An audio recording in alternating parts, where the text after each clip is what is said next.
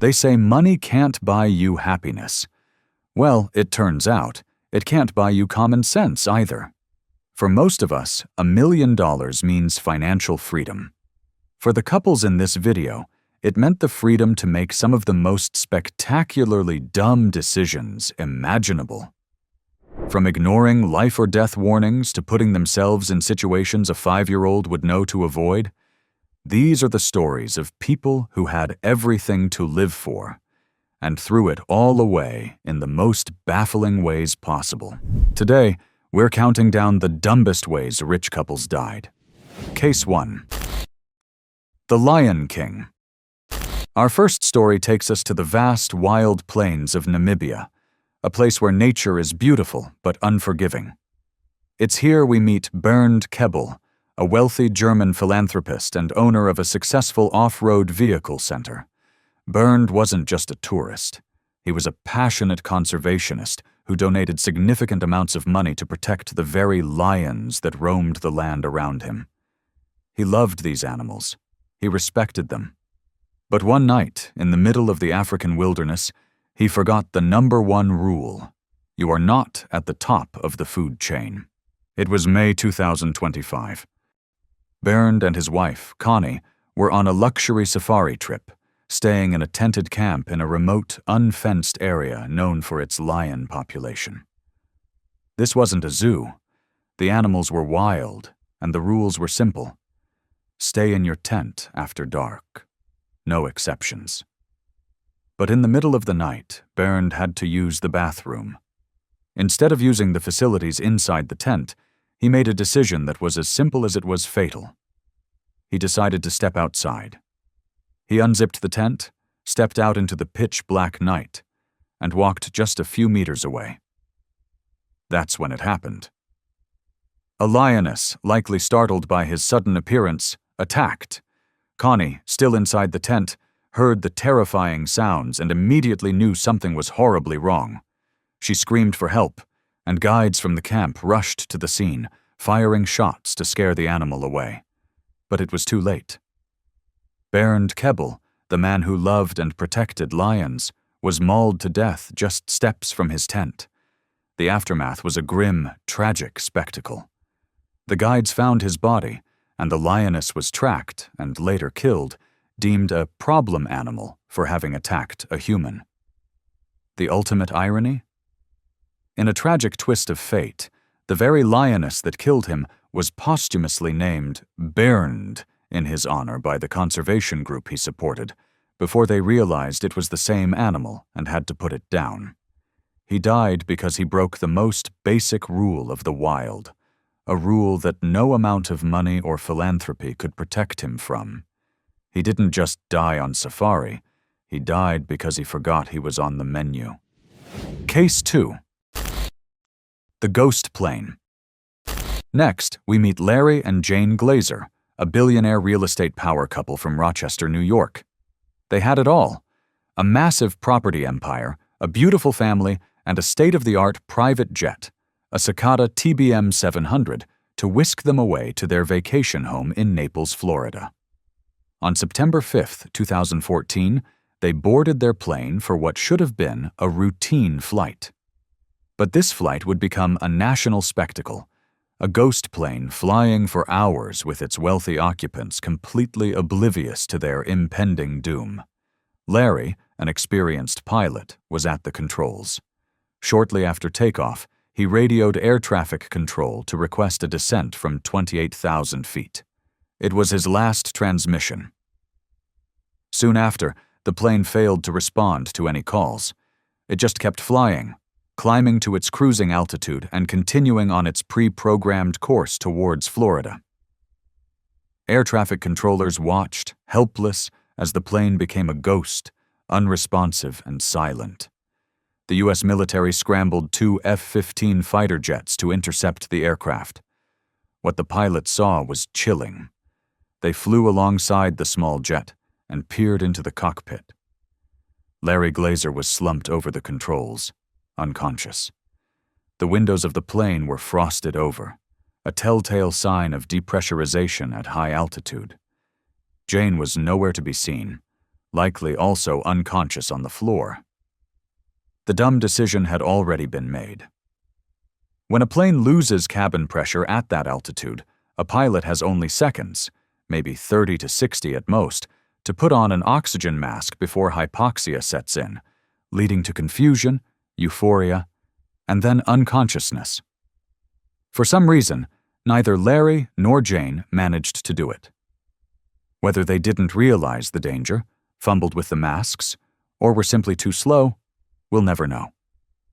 But this one simple failure sealed their fate. For the next several hours, the world watched as the ghost plane flew on autopilot over the Atlantic. The fighter jets escorted it, unable to do anything but follow. Finally, after flying for more than 1,700 miles, the plane ran out of fuel. It spiraled down into the ocean, crashing into the deep waters north of Jamaica. The wreckage was never fully recovered. The Glazers, with all their wealth and a technologically advanced aircraft, died because they failed to complete the most basic emergency procedure in aviation. They had every tool to save themselves, but in the critical moments, they simply didn't. Case 3. The helicopter hobby. Some hobbies are more expensive than others.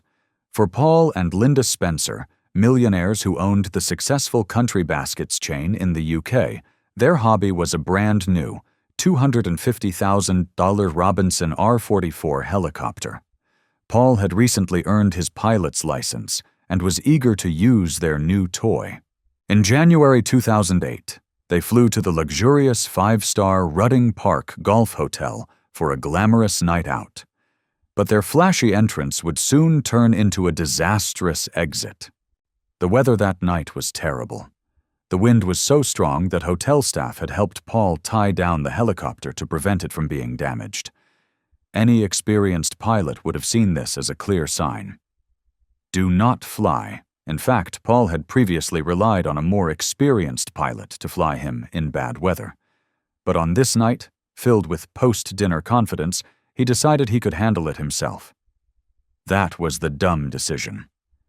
Ignoring the obvious danger signs, the couple untied the helicopter and prepared for takeoff. They lifted off the ground, ascending into the dark, windy night. They were in the air for only a matter of seconds. The helicopter, caught by a powerful gust of wind, was thrown out of control.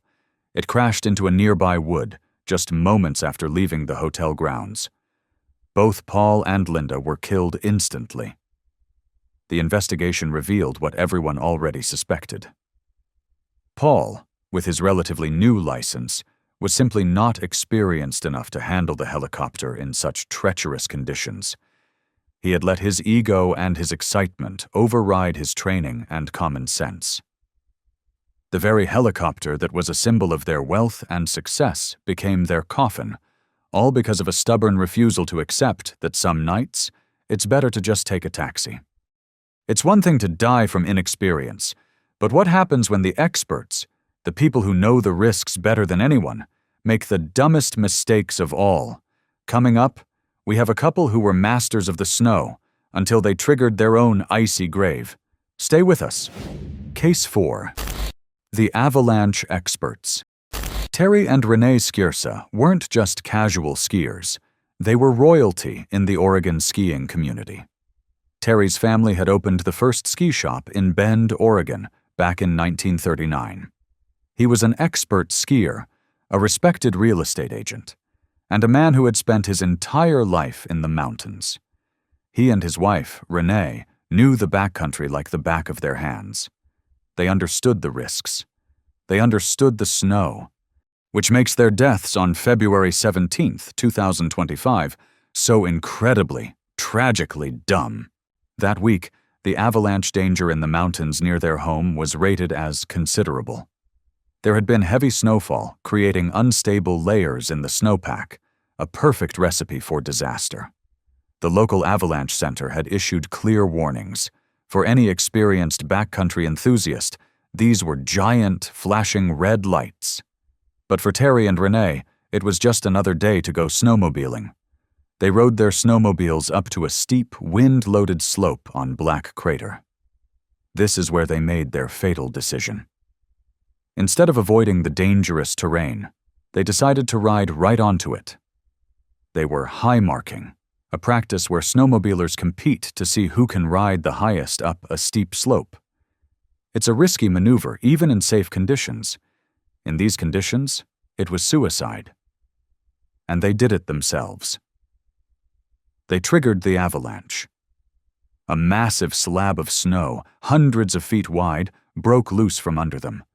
They were instantly engulfed. Other members of their party, who had stayed at a safe distance, watched in horror as the couple was swept away and buried under tons of snow.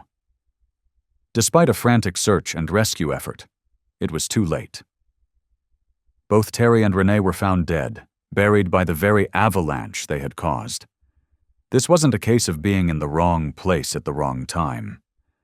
This was a case of experts who let their arrogance and desire for a thrill completely override their decades of knowledge.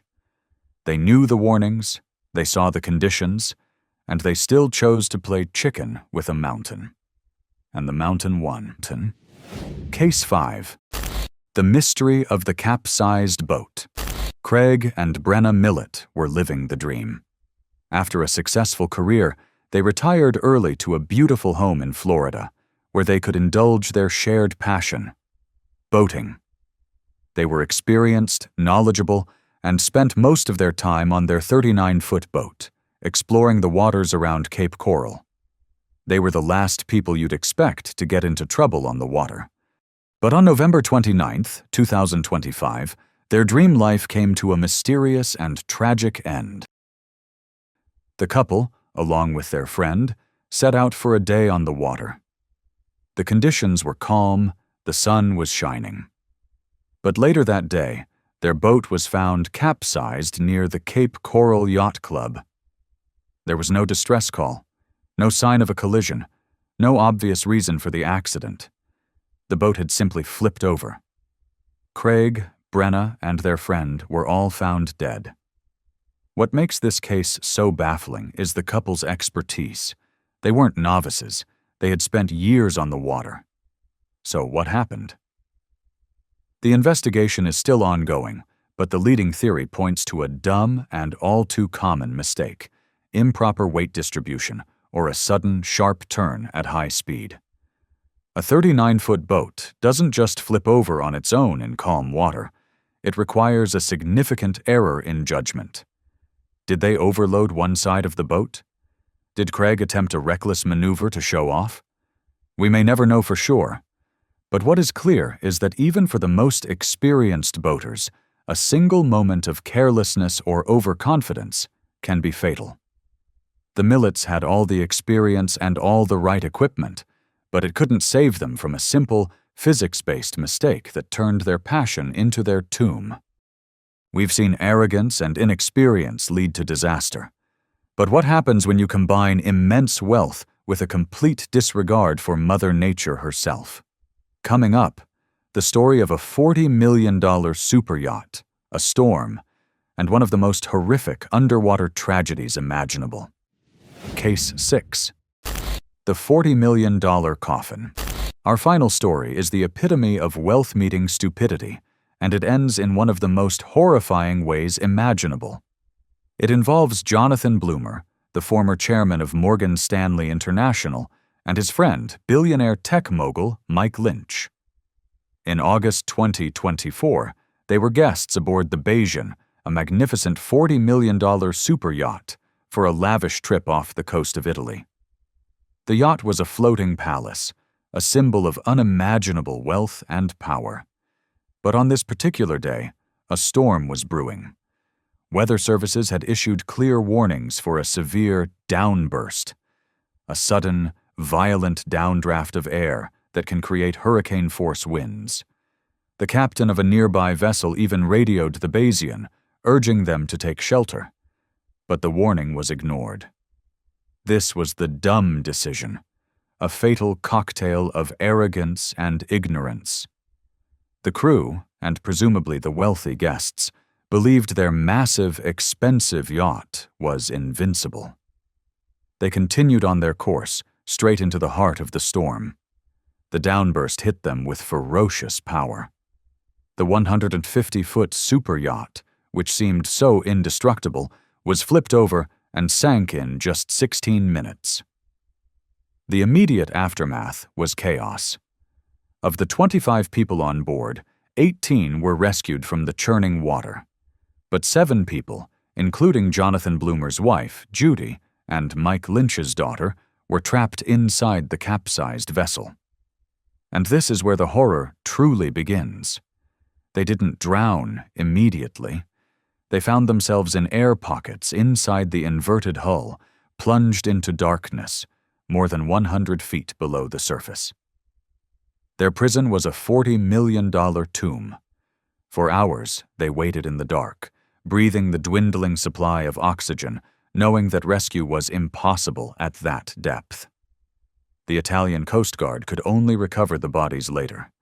The cause of death for some wasn't drowning, but suffocation, as they slowly used up the last of the air in their underwater prison. They died, slowly and terrifyingly, because someone decided that their wealth and technology made them immune to the weather. It's a stark reminder that no matter how rich you are, you can't buy your way out of a dumb decision.